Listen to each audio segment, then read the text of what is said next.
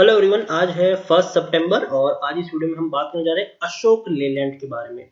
देखिए, अशोक लेलैंड का जो शेयर है 68.80 रुपए के आसपास ट्रेड कर रहा है। आज हल्की सी तेजी जरूर आई है, हालांकि एक बहुत बड़ी गिरावट शुरुआती दौर में आज देखने को हमें जरूर मिली थी।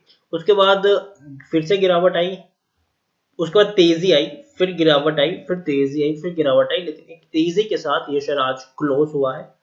इस वीडियो में हम बातचीत करेंगे कि अशोक लेलैंड के शेयर में खरीदारी करने का क्या ये सही मौका है कि नहीं, और जिन्होंने खरीदारी की है उनको यहाँ पर क्या करना चाहिए।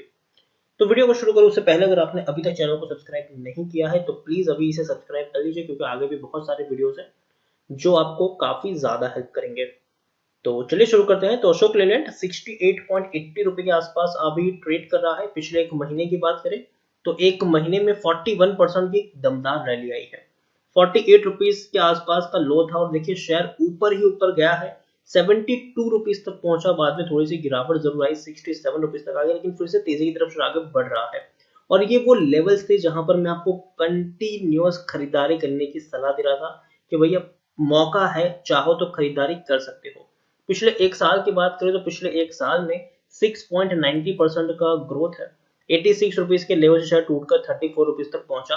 तेजी आई, गिरावट आई, तेजी आई, गिरावट आई, तेजी आई, फिर गिरावट आई और फिर तेजी थोड़ी सी आज देखने को जरूर मिली है। लार्ज कैप शेयर है ये, 20,250 करोड़ से भी ज्यादा का इसका मार्केट कैप है। एनएसई में देखिए तो तकरीबन तकरीबन 3.25 करोड़ से भी ज्यादा का वॉल्यूम ट्रेड देखने को मिला है। बहुत ज्यादा क्वांटिटीज में लोग खरीदारी बिकवाली करने का काम कर रहे हैं। शेयर होल्डिंग की बात करें तो प्रमोटर है हिंदुजा ऑटोमोटिव लिमिटेड, 34.73% की एक बहुत बड़ी होल्डिंग है। और तकरीबन तकरीबन 10.5 से 11% की उनकी होल्डिंग जो है वो गिरवी भी रखी हुई है। 20 म्यूचुअल फंड स्कीम का पैसा लगा है। 249 एफआईएस यहाँ पर इन्वेस्टेड है। हाईएस्ट पब्लिक शेयर होल्डर की बात तो रिलायंस कैपिटल ट्रस्टी है, जिनके पास 5.22% की होल्डिंग है। इंडिविजुअल इन्वेस्टर होल्डिंग 15.07% के आसपास देखने को मिल रही है। एफआईएस और म्यूचुअल फंड ने अपनी होल्डिंग को कट डाउन किया, जबकि इंश्योरेंस कंपनी ने अपनी होल्डिंग को यहाँ पर बढ़ाया अगर हम पिछले क्वार्टर से कंपेयर करेंगे तो। और 50% का डिविडेंड भी पे कर रहे हैं, मतलब आपको पर शेयर 50 पैसे का डिविडेंड यहाँ पर मिल रहा है। और वो भी इसी साल मार्च महीने में इसने डिविडेंड पे किया है। अशोक लेलैंड के अगस्त से महीने के सेल्स के रिपोर्ट आ चुके हैं और उसमें जो इनके सेल्स है वो 31% डाउन है। 6,325 यूनिट्स इन्होंने बेचे हैं, जो मेरे हिसाब से अच्छे हैं, बेटर है, क्योंकि अगर हम जो 31% डाउन है वो पिछले साल से कंपेयर किए गए हैं।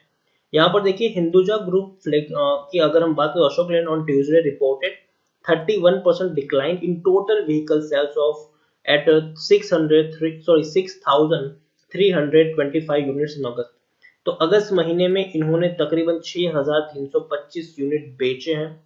और कंपनी की अगर हम बात करें तो कंपनी ने पिछले साल इसी महीने 9,230 यूनिट बेचे थे। तो पिछले साल के कंपैरिजन में 31% का डिक्लाइन हमें देखने को मिल रहा है। यहाँ पर देखिए टोटल डोमेस्टिक सेल्स की अगर हम बात करें तो वो है 5,824 यूनिट इन अगस्त, जो पिछले साल 8,295 यूनिट के आसपास देखने को मिल रहा था। तो डोमेस्टिक सेल्स 30% डाउन देखने को मिले हैं। Medium and heavy commercial vehicle sales की अगर हम बात करें तो डोमेस्टिक मार्केट में वो 52% डाउन देखने को मिले हैं इस महीने, मतलब पिछले महीने अगस्त की बात करें तो 2,222 यूनिट थे, जबकि पिछले साल इसी महीने 4,585 यूनिट थे। तो ओवरऑल अगर हम देखें तो 6,325 यूनिट इन्होंने बेचे हैं, जो कम है, क्योंकि पिछले साल के मुकाबले 31% डिक्लाइन हमें देखने को मिल रहा है।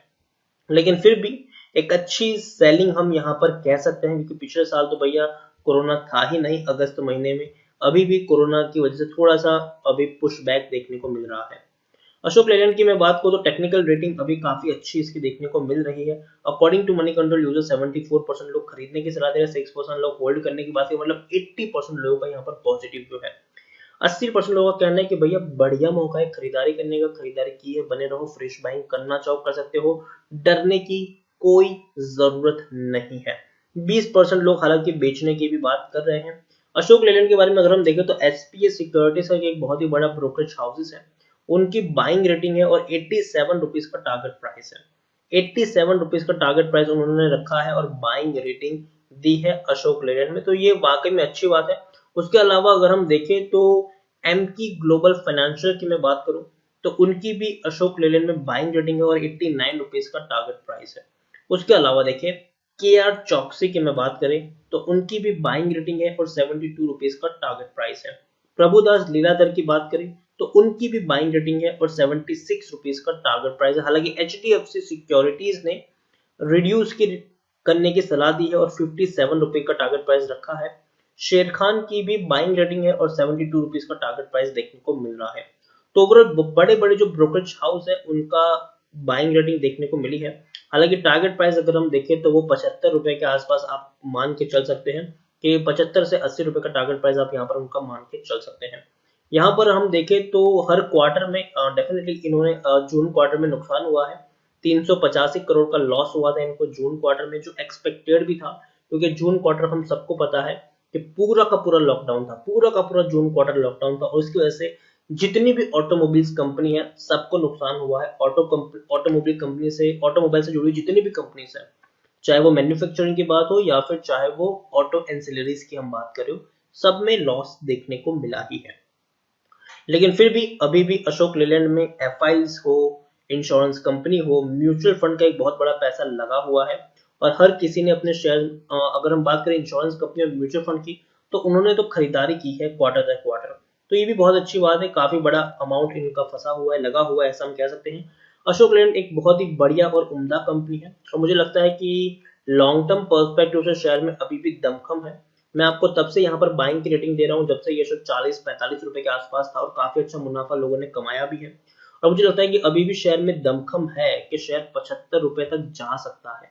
तो खरीदारी की है, बने रहो, फ्रेश बाइंग करना चाहो कर सकते हो, लेकिन एक शर्त पे खरीदारी करो। यार मैं हमेशा कहता हूँ कि एक साथ एक ही प्राइस में बहुत सारे शेयर मत खरीद लो। काफी लोग कमेंट में पूछते हैं कि मैंने खरीदारी कर ली, अब नीचे गिरावट आएगी, मैं क्या करूँ। ये सोच के खरीदारी करो कि भैया आपको गिरावट आनी है, मार्केट में थोड़ी सी गिरावट आएगी, अगर 10% उछलेगा तो 5-6% थोड़ा नीचे भी जाएगा वो, तो वो उस गिरावट के लिए आपको प्रिपेयर्ड रहना है। तो उसीलिए मैं हमेशा कहता हूं कि एक साथ एक ही प्राइस पर बहुत सारे शेयर मत खरीदो। अगर आपको 100 शेयर खरीदने हैं, पहले 20 क्वांटिटी ही ऐड करो, पहले 20 शेयर ही खरीदो, वेट करो गिरावट आए, थोड़ी और क्वांटिटी ऐड करो, वेट करो गिरावट आए, थोड़ी और क्वांटिटी ऐड करो। इस तरीके से आप यहाँ पर प्ले करें ताकि अगर थोड़ी बहुत गिरावट आती भी है तो भैया आपके पास पैसा हो कि आप थोड़ी और क्वांटिटी ऐड कर पाए। अगेन मैं कह रहा हूँ, अगर मैं 75 रुपए का टारगेट दे रहा हूँ तो ये नहीं है कि एक महीने में आ जाएगा या फिर एक हफ्ते में वो आ जाएगा। हो सकता है कि 2 महीना लगे, 2.5 महीना भी लग जाए, ठीक है, या फिर हो सकता है कि 3-4 दिन में भी वो अचीव हो जाए। तो सिचुएशन आपको ये चीज समझनी है। तो मैं आपको यही कहूंगा कि एक साथ एक ही प्राइस में बहुत सारे शेयर खरीदने की गलती मत करिए। ये सोच के खरीदारी करें कि आपको यहाँ पर एवरेजिंग करने की जरूरत पड़ेगी ही पड़ेगी। अगर आप मान लीजिए कि 72 रुपीज पर शेयर चला गया, आपने खरीदारी कर ली 1000 शेयर की, अब आप कहते हो कि मेरा पैसा वहां पे फंस गया, तो भैया 1000 शेयर आपको खरीदने ही नहीं है, आपको 200 शेयर खरीदने हैं, ताकि अगर 68 रुपीज पर आए, 67 पर आए, तो आप थोड़ी और 200 शेयर की क्वांटिटी आप ऐड कर पाओ, ताकि आपके पास एक मौका रहे, अपॉर्चुनिटी रहे। कि आपको भी पता है कि भैया डेफिनेटली अगर आप कुछ वक्त देंगे तो 75-80 पर शेयर जाएगा, डेफिनेटली ये शेयर जाएगा वहां तक। तो वही मैं कह रहा हूं कि एक साथ एक ही प्राइस में बहुत सारी क्वांटिटी ऐड मत करो, सोच के खरीदारी करो कि आपको एवरेजिंग करना ही पड़ेगा यहाँ पर, क्योंकि मार्केट अनस्टेबल है। जीडीपी के आंकड़े आ गए, किसी ने सोचा नहीं था कि इतने कम आएंगे और शेयर मार्केट टूट गया नीचे। तो हम सब जानते हैं कि थोड़ी सी गिरावट आएगी। इंडिया चाइना का जो बॉर्डर का टेंशन था वो फिर से निकल कर आ गया, फिर से और वो भी एक रीजन था मार्केट टूटने का। आने वाले दिन में पता नहीं और क्या निकल कर आ जाएगा, वो कुछ हम कह नहीं सकते, ठीक है। तो मैं यही कहना चाहता हूं आपको कि ये सोच के खरीदारी करो कि अगर गिरावट आती है तो आपके पास पैसा होना चाहिए कि आप थोड़ी और क्वांटिटी ऐड कर पाओ। तो इसीलिए एक बहुत बड़ी क्वांटिटी मैं किसी भी शेयर में फंसाने के लिए मना करता हूं और ये कहता हूं कि एक साथ एक प्राइस में मत खरीदो। ये सोच के आपको खरीदारी करनी है कि गिरावट आएगी तो आपके पास पैसा होना चाहिए। तो इसीलिए 100 शेयर खरीदना है आपको तो पहले 20 ऐड करो, गिरावट है थोड़ी और क्वांटिटी ऐड करो। इस तरीके से आप अगर यहाँ पर प्ले करोगे तो अगर गिरावट आती भी है तो आपके पास एक मौका होगा थोड़ी और क्वांटिटी ऐड करने का।